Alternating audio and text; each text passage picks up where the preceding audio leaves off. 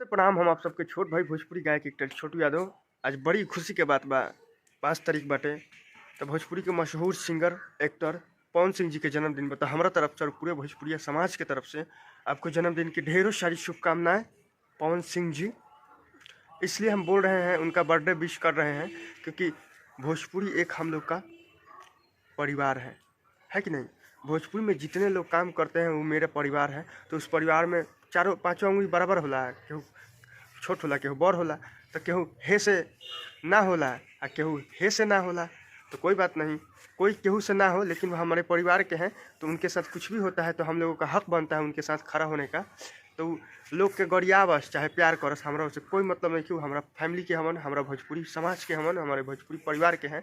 तो उनका जन्मदिन है, तो मेरे पूरे भोजपुरिया समाज की तरफ से पवन सिंह भैया जी आपको जन्मदिन की ढेरों सारी शुभकामनाएं मेरे तरफ से और मेरे पूरे फैमिली की तरफ से।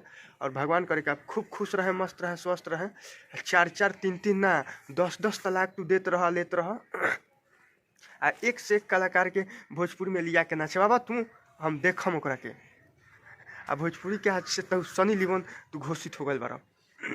हमारा बहुत खुशी मिलता कि तुम्हारा जन्मदिन में। तो ये खातिर ढेर सारी शुभकामनाएं। खूब खुश रहें, भोजपुरी में मस्त रहें, स्वस्थ रहें।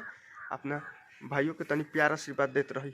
हर हर महादेव, जय हो भोजपुरिया समाज।